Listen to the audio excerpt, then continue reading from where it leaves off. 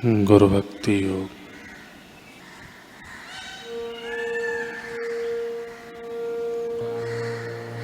ईश्वर कृपा गुरु का स्वरूप धारण करती है।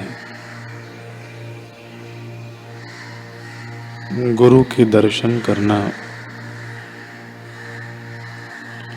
ईश्वर के दर्शन करने के बराबर है। जब आपको दुनियावी अपेक्षा नहीं रहती, तब गुरु के प्रति भक्ति भाव जागता है।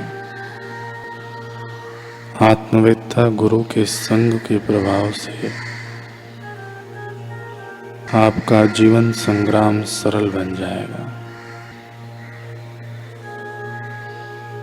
गुरु का आश्रय लो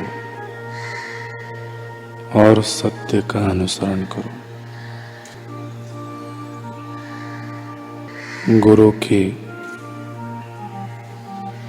आज्ञा का अतिक्रमण माने खुद ही अपनी कब्र खोदने के बराबर है।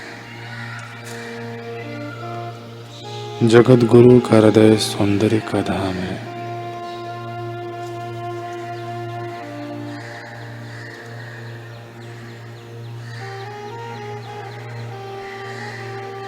सांसारिक प्रेम का पोल खोलते हुए महापुरुष हमें बताते हैं, स्वामी अखंडानंद जी कह रहे हैं कि यह मनुष्य अविवेक के कारण ही सुखी दुखी हो रहा है। अरे 20 वर्ष की जिंदगी हो तो वह भी एक जिंदगी होती है, उसकी उपेक्षा नहीं करनी चाहिए। 20 वर्ष में भी अनुभव होते हैं, आप यह नहीं समझना कि नहीं होते हैं। मैं 9 वर्ष का था तब रिश्तेदार के मित्र के घर ब्याह में गया था। वहां एक सज्जन मिले। 2-3 घंटे में ऐसा प्रेम किया, ऐसा उन्होंने खिलाया पिलाया, ऐसा फुसलाया कि हम तो समझने लगे कि इनसे बढ़कर हमारा कोई प्रेमी नहीं है। घर के लोग तो डांटते थे कि यह तुमने क्या किया, यह नहीं किया, स्कूल नहीं गए। तो हमको लगने लगा कि घर के लोगों का हमसे प्रेम नहीं है, प्रेम है तो हमसे इन्हीं का है। मैं 16 वर्ष का हो गया। इन 7 वर्षों में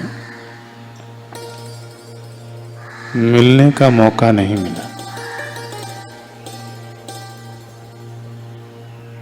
घर वालों से मन में यह था कि ये हमारे बहुत प्रेमी हैं।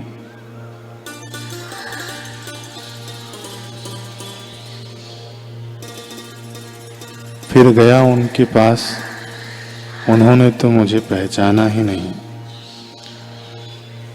ये प्रेमी लोग तो ऐसे बदलते हैं जैसे छाया दिन भर में आगे पीछे होती है ना।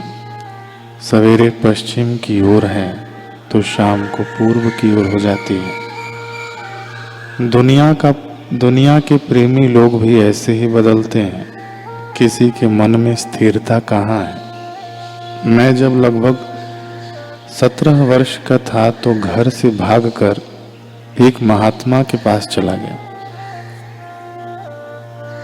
1 महीने उनके पास रहा। जब मैं माला लेकर भजन करने बैठता तो ध्यान में मेरी माताजी आंखों से टपाटप आंसू गिरती हुई सामने आ जाती। बोलती, बेटा हम तुम्हारे लिए बड़े दुखी हैं, जल्दी घर आ जाओ। पत्नी भी सामने आती। हमको लगता अरे बड़ा प्रेम होगा, लोग हमारे लिए रोते हैं। मैं महात्मा जी से आज्ञा लेकर चलने लगा तो उन्होंने कहा, देखो वहां तुम्हारे लिए कोई दुखी नहीं है। यह विघ्न ही है जो तुम्हें भजन से अलग कर रहा है। लेकिन मैं लौट गया। पर गया तो घर के लोग खूब खुश थे। मालूम हुआ कि माताजी भी नहीं रोती थी, पत्नी भी नहीं रोती थी। घर में किसी को किसी से प्रेम नहीं है। अपने मन में ही यह कल्पना होती है कि ये हमारे बड़े प्रेमी हैं। बाबा मुक्तानंद जी कह रहे हैं कि एक बार एक नवयुवक मेरे पास आया और बोला, बाबा जी मुझे एक युवती से प्रेम हो गया। हमने एक दूसरे को पसंद किया और विवाह करने का निश्चय कर लिया, परंतु उस लड़की ने इसी बीच किसी और को पसंद कर लिया और उससे शादी कर ली। इस कारण मैं बहुत पीड़ित हूँ। बाबा ने कहा, अरे इसमें दुख की क्या बात है, तुम भी कोई दूसरी लड़की देख लो। युवक ने कहा, पर वह लड़की मेरे मन में इतनी बैठ गई है कि निकालने के लाख प्रयास करने पर भी नहीं निकलती। बाबा ने कहा, तुम उसकी याद क्यों करते हो? युवक ने कहा, याद मैं थोड़ी ही करता हूँ, स्वयं ही उसका स्मरण चित्त में आ जाता है। अपने आप ही उसकी मूर्ति मेरे आंखों के सामने घूमने लगती है।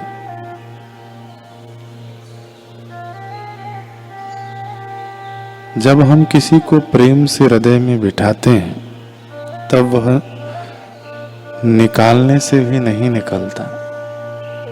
प्रेम युक्त ध्यान का ऐसा फल होता है। तो फिर तुम अपने गुरुदेव को क्यों नहीं इसी भांति प्रेम से ध्याते? शास्त्र कहते हैं कि ध्यान मूलम गुरुर्मूर्ति।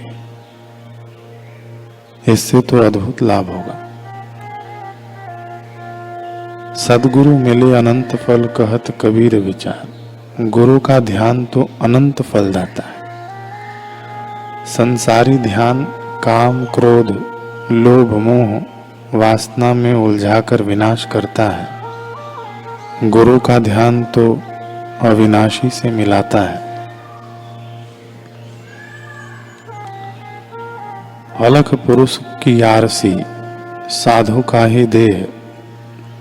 गुरु के एक ही बार तुम्हारे अंतःकरण में प्रवेश करने से वे मूर्ति बनकर वहां बैठ जाएंगे, फिर निकालने से भी नहीं निकलेंगे। तुम व्यवहारिक जीवन में जो प्यार के साधना की जिन जिन चीजों को गले लगा के प्यार किया, जिस जिसका चिंतन किया, वे सब तुमको फल दे रहे हैं। कभी कारखाने के दर्शन, कभी ऑफिस के दर्शन, कभी बाल बच्चों के दर्शन होते रहने पर भी तुम इसे ध्यान नहीं समझते। देखो भैया, हमारी ऐसी ही गति है। हमने अपने सद्गुरु नित्यानंद का ध्यान किया, साधना के अंगों से प्यार किया, प्यारे गुरुदेव के चरणों में प्रीति की। अब वह साधन बार बार हृदय में स्फुरता है। उनको न सोचते हुए भी गुरुदेव गुरुदेव ऐसा जप अंतर में उठता है।